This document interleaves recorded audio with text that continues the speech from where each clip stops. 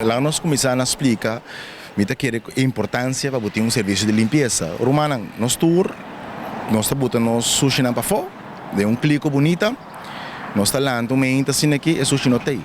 Ela agora diz assim, bocasta que dá limpi, não tem bestia, é higiênico, etc.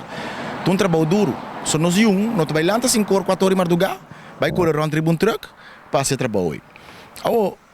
E ponto tá, que botem que valorar ainda na coisa de trabalho também. Informação que nós estamos disponível, estamos mostrando que tem que trabalhar 20 anos, 30 anos em lugar, andando sobre com 10 anos de salários de 20 anos. Romana é que só inflação está 10%. Tanificar, não?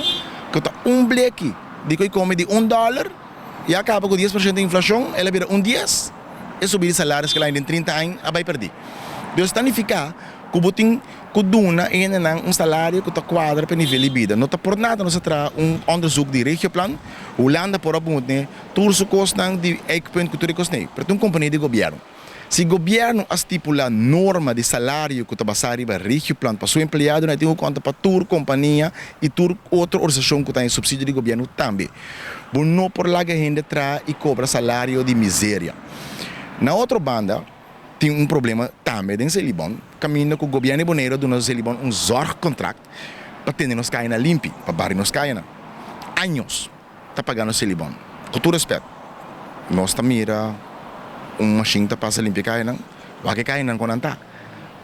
Não vai que buraco, não? Que me vai que é sobre cair que queda e constatar para o mês que cai na tua limpar. Não na tua limpar. Comportar que o governo está dando subsídio numa organização, seja o mês está dono ou não, mas ele não está executando a tarefa para a qual está dando subsídio.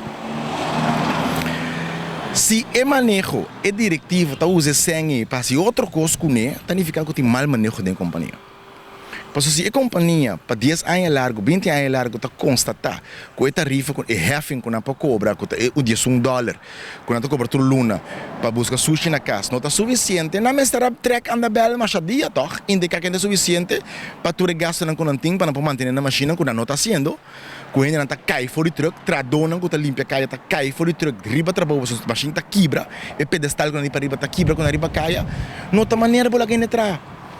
Significa que tem mal manejo de uma organização. Ou não sabe que tem certo ainda na diretiva que chega novo, mas sabe que o grupo que chega novo aqui está puro, de resgatar que o lugar tem. Pero essa é parte chiquito. Que tem parte financeira que está por bater essa ordem, obsaca, que o que porta sair naquela que senta chega. Pero é demais da diretiva que está todo o tempo. Está aqui que está dormindo para trabalhar.